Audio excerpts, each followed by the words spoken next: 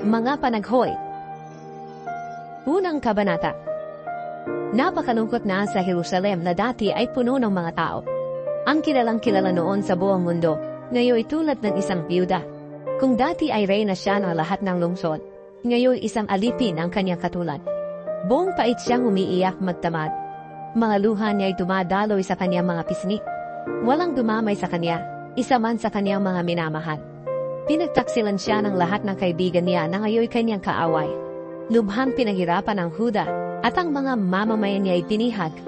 Doon na sila nakatira sa ibang bansa kung saan hindi sila makapagpahinga. Tinugis sila ng kanilang mga kaaway hanggang hindi na sila makatakas. Ang mga daan patungo sa Jerusalem ay puno na ng kalungkutan dahil wala nang dumadalo sa mga takdang pista. Sa mga pintuang bayan ay wala na ring mga tao. Ang mga pari ay dumadaig at ang mga dalaga ay nagdadalabhati. Napakapait ng sinapit ng Jerusalem. Pinamuluan sila ng kanilang mga kaaway at yumaman ang mga ito, sapagkat pinahirapan ng Panginoon ang Jerusalem dahil napakarami nitong kasalanan. Ang kanyang mga mamamayan ay binihag ng mga kaaway. Ang kagandahan ng Jerusalem ay naglaho na. Ang kanyang mga pinuno ay parang mga gutom na usa na naghahanap ng pastulan. Sila'y nanghihina na habang tumatakas sa mga tumutugis sa kanila. Ngayong ang Jerusalem ay nagdadalamhati at naguguluhan. Naaalala niya ang lahat ng dating niyang yaman. Nang mahulog siya sa kamay ng mga kaaway niya, walang sino mang tumulong sa kanya. At nang siya ay bumagsak, kinutya't tinawanan pa siya ng mga kaaway niya.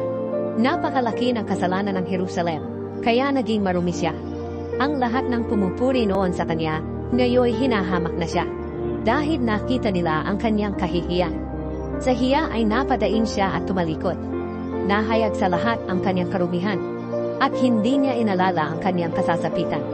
Malagim ang kanyang naging pagbagsak, at walang sino mang tumutulong sa kanya. Kaya sinabi niya, "O Panginoon, tingnan niyo po ang aking paghihirap, dahil tinalo ako ng aking mga kaaway." Kinuha ng mga kaaway ang lahat ng kayamanan niya. Sa templo'y nakita niyang pumapasok ang mga taong hindi pinahihintulutan ng Panginoon na pumasok doon. Ang mga mamamayan niya ay dumadaing habang naghahanap ng pagkain. Ipinagpalit nila ang kanilang mga kayamanan para sa pagkain upang mabuhay. Sinabi ng Jerusalem, "O Panginoon, pagmasdan niyo ako, dahil ako'y nasa kahihiyan."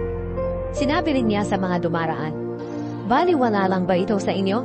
May nakita ba kayong naghirap na kagaya ko?" Ang paghihirap na ito ay pinataw sa akin ng Panginoon nang magalit siya sa akin. Mula sa langit nagpadala siya ng apoy na tila sumusunog sa aking mga buto. Naglagay siya ng bitag para sa aking mga paa at nahuli ako. Iniwanan niya akong nanghihina buong araw. Inipon niya ang lahat ng aking mga kasalanan at inilagay sa aking batok bilang pamato. At ito ang nagdala sa akin sa pagkabihan. Pinanghina ako ng Panginoon at ibinigay sa kamay ng mga kaaway na hindi ko kayang labanan. Itinakwil ng Panginoon ang lahat ng mga kawal ko. Tinipon niya ang aking mga kaaway para lipulin ang aking mga kabataang sundalo. Ang mga mamamayan ng Huda ay naging tulad ng ubas na ipinasok ng Panginoon sa pigaan at tinapaktapakan. Iyan ang dahilan kung bakit umiiyak ako. Walang nagpapalakas sa akin ni walang umaalok. Nakakaawa ang aking mga mamamayan dahil natalo sila ng kanilang mga kaaway. Humingi ng tulong ang Jerusalem pero walang tumulong sa kanya, sapagkat niloob ng Panginoon na makaaway ng lahi ni Jacob ang mga bansa sa palibot niya. Itinuring nilang napakarumi ng Jerusalem sa paningin nila. Sinabi ng Jerusalem, "Matuwid ang Panginoon, pero hindi ko sinunod ang kanyang mga utos. Kaya lahat kayo pakinggan ninyo ako, at tingnan ang aking paghihirap." Ang mga kabataan kong babae at lalaki ay binihag. Humingi ako ng tulong sa aking mga kakampi, pero pinagtaksilan nila ako. Namatay ang aking mga pari at ang mga tagapamahala ng lungsod, habang naghahanap ng pagkain para mabuhay. Panginoon, masdan niyo po ang aking tagipitan. Nababagabag at parang pinipiga ang puso ko dahil naghihimagsik ako sa inyo. Kabi-kabila ang patayan sa aking mga lansangan, pati na sa loob ng bahay ko. Narinig ng mga tao ang pagdaing ko, ngunit wala kahit isang umaalo sa akin. Nalaman ng lahat ng kaaway ko ang aking mga paghihirap, at natuwa sila sa ginawa niyong ito sa akin. Dumating na sana ang araw na ipinangako niyong pagpaparusa sa kanila. para maging katulad ko rin sila. Masdan niyo ang lahat ng kasamaang ginagawa nila. Parusahan niyo sila tulad ng pagpaparusa niyo sa akin dahil sa lahat ng aking kasalanan. Paulit-ulit akong dumadaig at parang mawawalan na ako ng malay.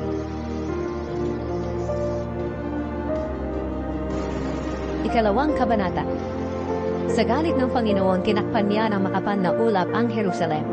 Ibinagsak niya ang karangalan ng Israel na parang itinapon mula sa langit papunta sa lupa. At dahil sa kanyang galit, pinabayaan niya ang kanyang templo sa Jerusalem. Walang awa rin niyang sinira ang lahat ng tahanan sa Israel. Sa galit niya ay giniba niya ang mga pader na nakapalibot sa Jerusalem. Ibinagsak niya at inilagay sa kahihiyan ang kaharian, pati na ang mga pinuno nito. Sa tindi ng kanyang puot, inalis niya ang lahat ng kapangyarihan ng Israel. Hindi niya ito tinulungan ng salakayin ng mga kaaway. Para siyang apoy na tumutupok sa mga lahi ng Israel at sa lahat ng bagay sa paligid nito. Iniumang niya ang kanyang pana sa mga mamamayan niyang naging parang mga kaaway niya. Pinatay ang lahat ng ipinagmamalaki nitong mga mamamayan. Ibinuhos na parang apoy ang kanyang matinding galit sa mga mamamayan ng Jerusalem. Winasak ng Panginoon ang Israel na parang isang kaaway. Sinira niya ang lahat ng mga pader sa bayan at mga palasyo. Dinagdagan ang kanilang pagdadalamhati at pag-iyak. Winasak niya ang templo na parang isang halamanan lang. Binura niya sa alaala ng mga taga-Jerusalem ang itinakdang mga pista at ang araw ng pamamahinga. Sa kanyang matinding galit, itinakwil niya ang hari at pari. Itinakwil din ng Panginoon ang kanyang altar at templo. Ipinagiba sa kamay ng mga kaaway ang mga pader nito at nagsigawan ng mga ito sa templo ng Panginoon na parang nagdaraos ng pista. Nagpasya ang Panginoon na ipagiba ang mga pader na nakapalibot sa lungsod ng Jerusalem. Plinanong mabuti ang paggiba at hindi pinigilan ang sarili na gawin iyon. Kaya nagiba nga ang mga pader na bumabakot doon. Bumagsak sa lupa ang mga pintuang bayan ng Jerusalem. Sinira at binali ng Panginoon ang mga saraduhan nito. Binihag ang hari at mga pinuno at dinala sa malayong mga bansa. Hindi na rin itinuturo ang kautusan at wala na ring mensahe o pangitain ng Panginoon sa kanyang mga propeta. Ang mga tagapamahala ng Jerusalem ay tahimik na nakaupo sa lupa. Naglagay ng abo sa ulo at nagdamit ng sako para ipakita ang kanilang pagdadalamhati. At ang mga dalaga sa Jerusalem ay nakayuko sa lupa dahil sa hiya. Namugdo ang mga mata ko sa kaiiyak. Labis na nababagabag at parang sasabog na ang dibdib ko sa kapahamakang sinapit ng aking mga kalahi. Nawala ng malay sa mahalansangan ang mga bata at mga sanggot. Umiiyak sila at humihingi ng pagkain at maiinom sa kanilang mga ina.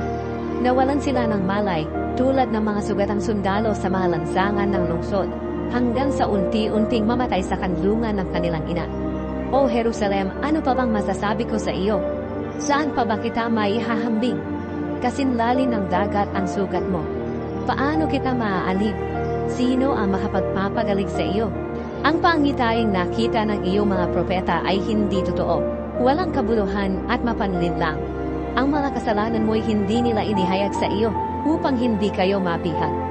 Ang lahat ng dumada ay pumapalakpak, sumusutsot at nangungutya.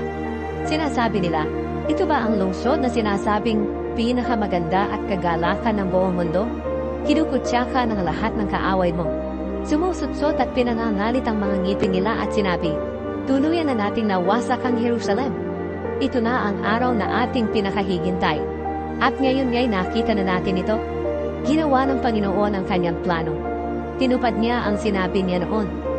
Walang awa kanyang giniba, O Jerusalem. Binigyan niya ng kagalakan ng mga kaaway mo at hinayaan silang ipagyabang ang kanilang kapangyarihan.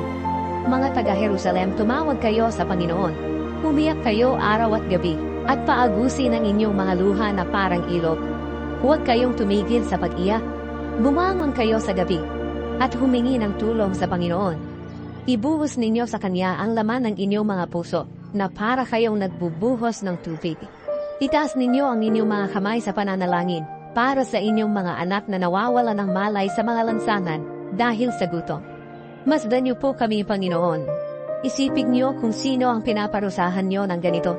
Dahil sa labis na pagkagutom, kinain ng mga ina ang mga anak nila na kanilang inaalagaan. Ang mga pari at ang mga propeta ay pinapatay sa inyong templo. Nakahambalang sa mga lansangan ang mga bangkay ng mga bata at matatanda. Namamatay sa digmaan ng mga kabataang lalaki at babae. Sa inyong galit walang habag niyo silang pinatay. Niyaya niyo ang mga kaaway para kabi-kabilang salakayin ako. Para kayong nagyayaya sa kanila sa handaan. Sa araw na iyon ay binuhos niyo ang inyong galit. Walang nakatakas o natirang buhay. Pinatay ng aking mga kaaway ang aking mga anak na isinilan at pinalaki. Ikatlong kabanata. Isa ako sa mga nakaranas ng parusa ng Panginoon dahil sa kanyang galit. Pinalayas niya ako at pinalakad sa dilim sa halip na sa liwanag. Paulit-ulit niya akong pinarusahan araw at gabi. Pinahina ang aking katawan at binali ang aking mga buto. Sinalakay niya ako at ibinilanggo sa paghihirap at pagdurusa. Inilagay sa kadiliman na parang isang tao na matagal ng patay. Kinadena niya ako at ikinulong upang hindi mahatakas. Kahit na humingi ako ng tulong, hindi niya ako pinakinggan. Hinarangan niya ng pader ang aking landas at pinaliko-liko ang aking dadaanan. Para siyang oso o leon na nag-aabang upang salakayin ako. Kinalagkad ako palayo sa daan at pagkatapos ay nilapa at hiniwan. Iniumal niya ang kanyang pana at itinutok sa akin. Pinana niya ako at tumagos ito sa puso ko. Naging katawa-tawa ako sa aking mga kalahi. Buong araw nila akong inaawitan ng pangungutya. Pinuno niya ako ng labis na kapahitan. Nabungi ang mga ngipin ko. Dahil pinakain niya ako ng graba at saka kinapaktapakan niya ako sa lupa. Inalis niya ako sa maganda kong kalagayan at hindi ko na naranasan ang kasaganaan. Nawala na ang karangalan ko at lahat ng pagpasa sa Panginoon. Napakasakit isipin ang mga paghihirap at pagdurusa ko. At kung palagi ko itong iisipin, manghihina ako. Pero nanunumbalik ang pag-asa ko kapag naaalala ko na ang pag-ibig at awa ng Panginoon ay walang katapusan. Iyan ang dahilan kung bakit hindi tayo lubusang nalipot. Araw-araw ay pinapakita niya ang kanyang habag. Dakila ang katapatan ng Panginoon. Kaya sinabi ko sa aking sarili, ang Panginoon ang lahat para sa akin. Kaya sa Kanya ako nagtitiwala.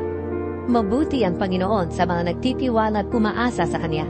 Mabuting matiyagang maghintay sa pagliligtas ng Panginoon.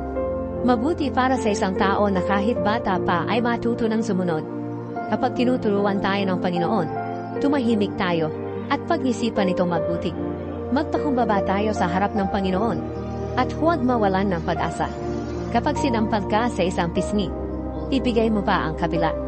At tanggapin mo rin ang pangungutya ng iyong mga kaaway. Dahil hindi tayo itatakwil ng Panginoon magpakailanman. Pero kahit nagpaparusa siya, ipinapakita pa rin niya ang kanyang habag at ang napakalakit walang hanggan niyang pag-ibig sa atin. Dahil hindi siya natutuwa na tayo'y saktan o pahirapan. Ayaw ng Panginoon na apihin ang mga bilanggo o baliwalain ang karapatan ng tao. Ayaw din ng kataas-taasang Diyos na ipagkait ang katarungan sa sinumang tao. Nakikita niya ang lahat ng ito. Walang anumang bagay na nangyayari na hindi pinahihintulutan ng Panginoon. Ang kataas-taasang Diyos ang nagpapasya kung ang isang bagay na mabuti o masama ay mangyayari. Kaya bakit tayo magrereklamo kung pinarurusahan tayo dahil sa ating kasalanan? Ang dapat ay siyasatin natin ang ating pamumuhay at magbalik loob sa Panginoon. Buksan natin ang ating mga puso at itaas ang ating mga kamay sa Diyos na nasa langit at sabihin, Panginoon, nagkasala po kami at naghimagsik sa inyo at hindi niyo kami pinatawad. Nagalit kayo sa amin at inusig kami at walang awang pinatay. Tinakpan niyo ng mga ulap ang inyong sarili para hindi niyo marinig ang aming mga dalangin. Ginawa niyo kaming parang basura sa paningin ng iba't ibang bansa. Kinutya kami ng lahat ng aming mga kaaway. Dumanas kami ng matinding takot, panganib, pagkasira at kapahamakan. Napaluha ako dahil sa kapahamakang sinapit ng aking mga kalahi. Patuloy akong iiyak hanggang sa tumuhay ang Panginoon mula sa langit. Labis akong nasaktan sa sinapit ng mga kababaihan ng aking lungsod. Hinahabol ako ng aking mga kaaway na parang isang ibon, kahit na wala naman akong nagawang kasalanan sa kanila. Sinubukan nila akong patayin sa pamamagitan ng pambabato at paghulog sa balon. Halos malunod na ako at ang akala ko ay mamamatay na ako. Doon sa ilalim ng balon, tumawag ako sa inyo, Panginoon. Pinakinggan niyo ang pagmamakaawa ko at paghingi ng tulong. Dumating kayo nang ako'y tumawag, at sinabi niyo, huwag akong matakot. Tinulungan niyo ako sa problema ko, Panginoon, at iniligtas niyo ang buhay ko. Panginoon, nakita niyo ang kasamaang ginawa sa akin ng aking mga kaaway. Kaya bigyan niyo ako ng katarungan. Alam niyo kung paano nila ako pinaghigantihan, at ang lahat ng binabalak nila laban sa akin. Napakinggan niyo, O Panginoon, ang mga pangungutya nila, at alam niyo ang lahat ng binabalak nila laban sa akin. Buong araw nilang pinag-uusapan ang pinaplano nilang masama laban sa akin. Masdan niyo, nakaupo man sila o nakatayo. Kinukutya nila ako sa pamamagitan ng pag-awit. Panginoon, parusahan niyo sila ayon sa kanilang ginagawa. Patigasin niyo ang mga puso nila at sumpain niyo sila. Sa galit niyo, Panginoon, habulin niyo sila at lipulin, nang mawala na sila sa mundong ito.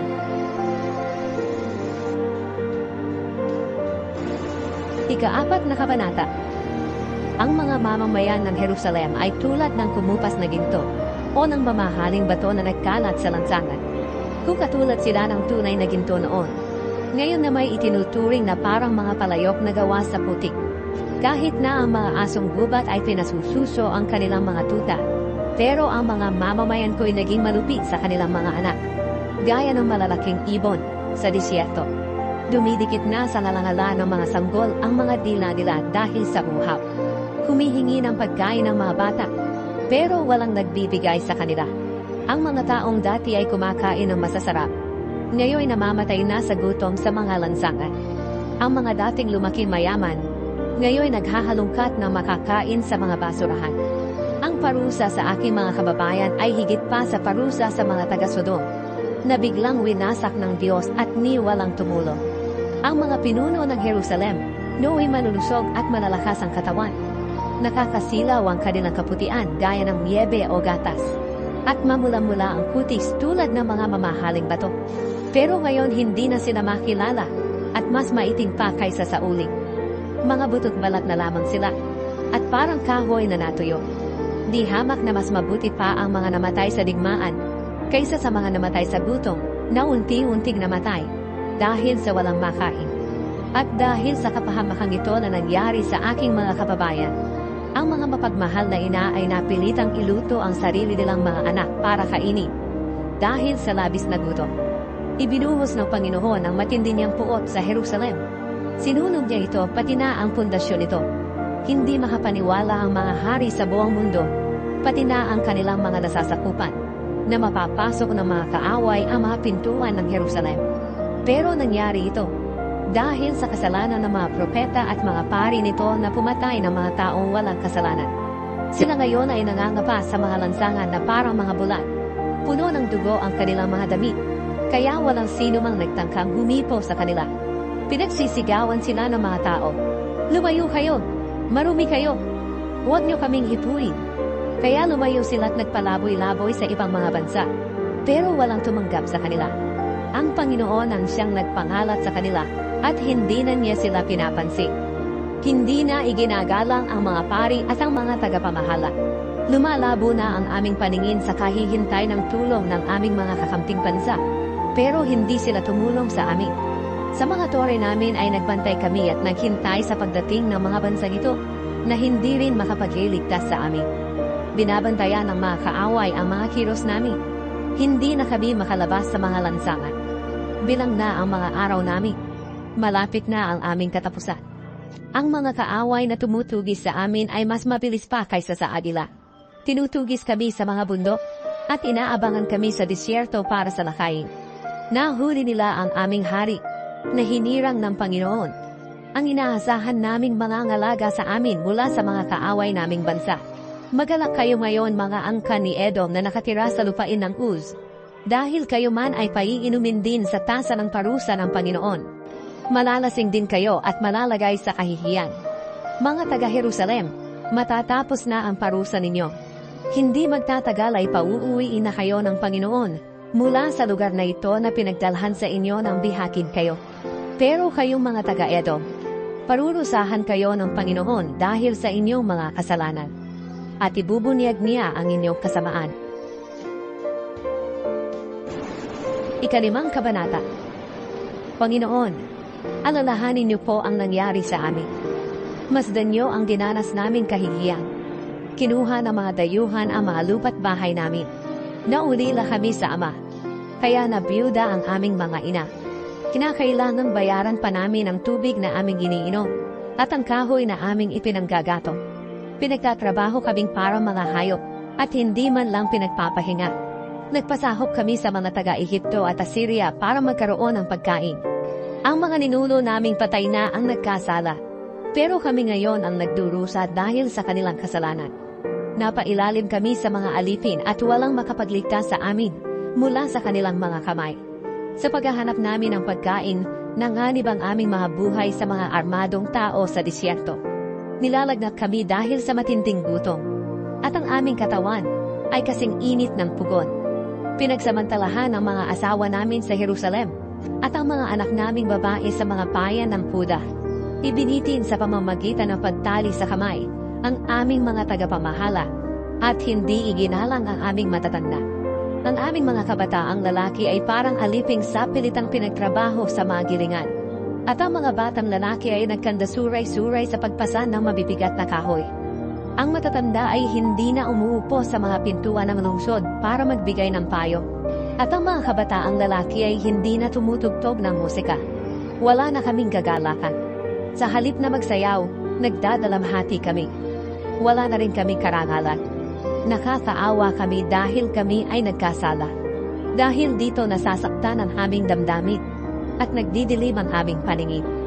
Dahil napakalungkot na ng Jerusalem at mga asong gubat na lamang ang gumagala rito. O Panginoon, maghahari kayo magpakailanman.